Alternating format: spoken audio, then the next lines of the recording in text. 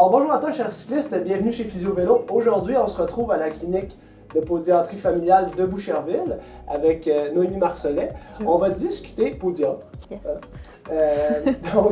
On va discuter de sensations que les cyclistes nous parlent souvent en clinique. Donc, des signes neuro sur l'avant du pied.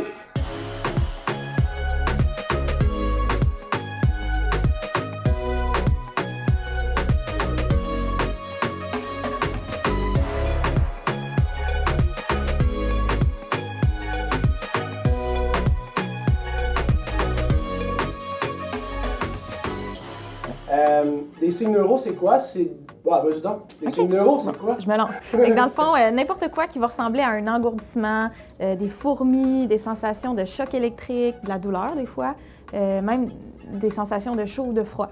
Fait que finalement, c'est n'importe quoi qui peut être ressenti quand notre nerf est coincé. OK. Puis, pour essayer de faire la distinction avec un autre sujet dont on a parlé dans une autre capsule, est-ce que tu penses que c'est possible de distinguer l'effet d'une chaussure trop étroite sur ces signes et symptômes-là versus le signe et symptôme neural qui serait dans le fond une compression puis qui shooterait plus en distal là, au niveau du pied? Honnêtement, les deux vont se ressembler. Ça va se Quand ressembler. même pas mal. Ouais, tu sais, le classique, là, c'est le névrome de Morton, qui est un nerf entre le troisième, quatrième métatarse qui va coincer. Puis pour vrai, en général, ça va donner pas mal les mêmes symptômes, que ce soit parce qu'il se fait comprimer ou parce que la personne a vraiment trop de poids naturellement dans ce coin-là. OK, Ouais. OK. Donc, peut-être qu'un des trucs que les cyclistes peuvent faire, c'est faire le test et vérifier si la chaussure avec la semelle est assez large, est-ce qu'il y a assez de place, puis après ça, si une fois que la chaussure, on sait que c'est un sujet qui est réglé, qui est adéquat, là, qu'on continue à avoir justement des sensations de brûlure, puis d'engourdissement, on va se diriger plus vers... Si ça persiste, parce qu'en effet, si c'est juste ton nerf a été écrasé, mais temporairement parce que c'est trop étroit, mais que ça n'a pas créé de lésion au nerf, ça devrait se résorber. Fait que dans le fond, c'est quelque chose qui va persister le névrome peut-être dans les autres activités. C'est possible. Parce que le vélo, quand la chaussure est trop serrée, on arrête de faire le vélo, 30 minutes après, c'est résorbé. C'est ça. Fait que le névrome, lui, il y a des bonnes chances que non, tout dépendamment de sa taille. C'est sûr qu'encore là, ça peut être de léger à sévère, un névrome, là. Mais oui, de manière générale, tu vas le ressentir à d'autres moments. Là. Puis est-ce que c'est une condition qui apparaît à cause de la surutilisation? Est-ce qu'il y a des gens qui sont prédisposés à ça? Oui, à toutes ces réponses, dans le fond. C'est sûr que si tu as un avant-pied qui est très, très large, et donc il y a plus de chances d'être comprimé dans une chaussure et donc plus de chances de comprimer ton nerf, naturellement. C'est sûr que là, si en plus, toute la journée, tu es en talon haut, ça nous aide pas, là. Tu vas avoir une force de translation. Exact. Plus la compression, parce que c'est jamais large, un avant-pied de talon haut. Tu n'as pas encore fait des crocs talon haut? Non, j'ai pas vu encore, là. Je vais être la première à m'en acheter. Excellent. Donc, si on continue à persister, là, à avoir justement des signes et symptômes neuro à l'avant du pied, une des choses pour lesquelles je vous réfère des patients, c'est l'installation d'un pad métatarsien. Maintenant, je le dis sans encombre. C'est bon, good job. Mais en gros, c'est simple, hein, c'est un coussin, ça ressemble à ça. L'idée étant de le déposer sur ou sous la semelle, tout dépendamment, pour venir répartir le poids à l'avant-pied. Donc, enlever finalement le surplus de pression plantaire et l'envoyer ailleurs, le répartir.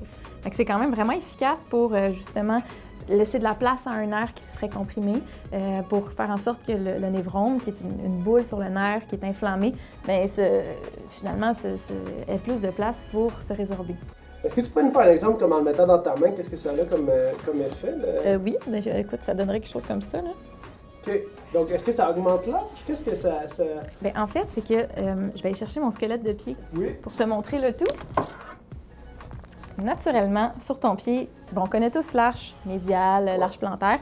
Il y en a une petite, l'arche latérale, mais on a une arche transverse, comme ceci, qui devrait être présente parce qu'en général, on veut plus de poids sur le premier et le cinquième métatarse. Dans plusieurs cas, soit parce que la chaussure est trop serrée ou parce que la personne a un affaissement à ce niveau-là, on perd l'arche transverse. Donc, ce pad-là a pour... c'est ça, pour job de redonner ton arche transverse. Puis, comme Arnaud nous l'a dit précédemment, quand on vieillit, le pied s'affaisse. Exactement. Fait que est-ce que c'est une pathologie qui est observée corrélée avec l'âge? Aussi, oui, c'est sûr. Je te dirais que ça atteint tous les âges, mais oui, avec une petite prédominance chez les patients plus âgés. Parfait. Puis, je voulais savoir, c'est quoi qui va déterminer si vous le mettez sur ou sous la semelle? De manière générale, on va le mettre sûr parce que c'est plus facile à placer. C'est sûr que des fois, ça peut créer une petite encombre au pied. T'sais, finalement, quand tu rentres ton pied dans le soulier, on veut pas qu'il soit tout le temps accroché puis qu'il soit déplacé. Fait que dans certains cas, on va le mettre en dessous. Mais ça dépend beaucoup de la texture de ta semelle. Si elle est rigide, ben je peux pas aller le mettre en dessous. Ça fera pas le même effet. OK, excellent. Puis quand tu l'as montré tantôt, là, le pad, tu peux peut-être aller chercher la semelle avec le pad. Il y a peut-être des gens qui ont déjà vu ça, déjà intégré dans leur... certaines compagnies qui font des chaussures depuis longtemps vont intégrer un genre de pad sous ou que tu peux rajouter, par exemple. C'est bon, c'est mauvais? Ben, dans certains cas, ça pourrait être bon. Le problème, c'est qu'ils vont le mettre de manière générale où la plupart des gens devraient l'avoir. On sait que chaque pied est unique, que les proportions d'un pied varient d'une personne à l'autre. Fait que souvent, ce qu'on observe, nous, c'est qu'il n'est pas à bonne place. Puis là, s'il est trop loin, s'il est sur le nerf, ben, tu le comprimes davantage. Fait que c'est un problème. Donc, toujours est-il qu'un pad, c'est bien, mais un pad au bon endroit, c'est mieux. C'est encore mieux, c'est ça. Excellent, excellent. Donc, juste faire un petit wrap-up par rapport à l'utilisation du pad, c'est pour des gens qui ont des signes et symptômes neuro, à l'avant du pied, tous les orteils. Ah ouais.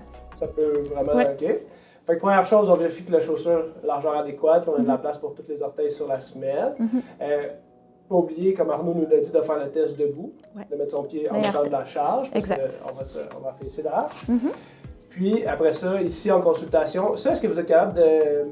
Mettons, les gens viennent, est-ce que vous évaluez le pied une fois, les gens reviennent après ça, une autre séance pour faire installer ça? Comment ça fonctionne? En général, si c'est vraiment juste ça, le plan de traitement, on va le faire sur le coup. On a une boîte remplie. Je savais, je trouve ça extraordinaire, mais je voulais que vous le sachiez. Fait que c'est pas quelque chose qui est compliqué. Fait que c'est pour ça qu'on dit tout le temps aux gens, amenez vos souliers. Comme ça, s'il y a des modifications à faire, ben ça va éviter le déplacement à nouveau. Ouais. C'est comme nous, là, c'est rare que les gens viennent pas de vélo, mais qu'ils viennent pas de vélo, je trouve ça plus compliqué.